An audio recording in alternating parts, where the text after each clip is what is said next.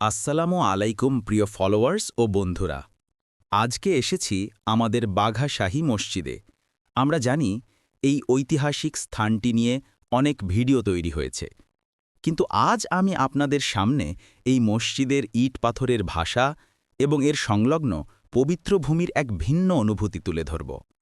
চলুন সময় নদীর তীরে দাঁড়িয়ে থাকা এই ৫০০ বছরের পুরনো ইতিহাসকে খুব কাছ থেকে অনুভব করি। বাঘা শাহী মসজিদের জন্ম হয়েছিল ১৫২৩ থেকে ১৫২৪ খ্রিস্টাব্দে, আজ থেকে প্রায় ৫ শতাব্দী আগে।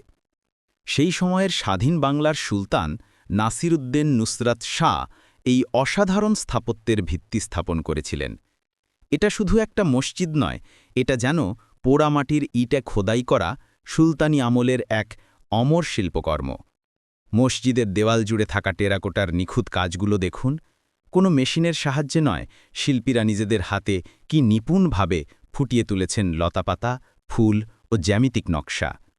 একসময় এই মসজিদের ছাদে ছিল ১০টি গম্বুজ, যা এর রাজকীয় জৌলুসকে প্রকাশ করত। স্থাপত্যের এই দৃঢ়তা এবং শিল্পের এই গভীরতা আজও প্রতিটি দর্শককে মুগ্ধ করে। আপনি যখন মসজিদের চারপাশের ইটে হাত রাখবেন, মনে হবে যেন ইতিহাসের শীতল স্পর্শ পাচ্ছেন। এই প্রধান অংশের ঠিক গা ঘেঁষেই রয়েছে এক নীরব প্রাঙ্গণ, যেখানে ইতিহাসের আরেক অধ্যায় শুয়ে আছে।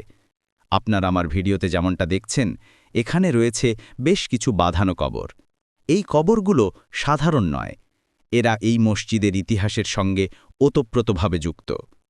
এই পবিত্র স্থানেই শায়িত আছেন মসজিদের প্রতিষ্ঠাতা সুলতান নুসরাত শাহের পুত্র শাহ দৌলা এবং তার ৫ জন ধর্মপ্রাণ সঙ্গী।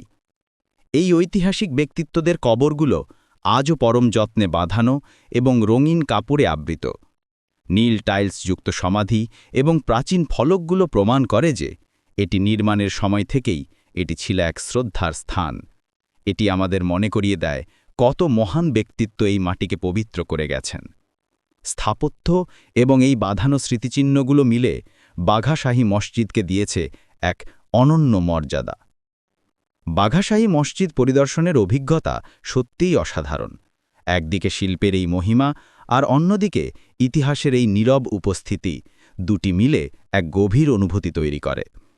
এটি কেবল একটি দর্শন নয়, এটি আমাদের ঐতিহ্যকে অনুভব করার এক নীরব সুযোগ। যদি কখনো আপনারা রাজশাহীতে আসেন, এই ঐতিহাসিক মসজিদটি দেখতে ভুলবেন না। আমি আশা করি আমার এই প্রচেষ্টা আপনাদের ভালো লেগেছে। এই অসাধারণ গল্পটি সবার কাছে পৌঁছে দিতে লাইক, কমেন্ট ও শেয়ার করুন। দেখা হবে পরের কোনো এক নতুন যাত্রায়। সেই পর্যন্ত ভালো থাকবেন। আল্লাহ হাফেজ।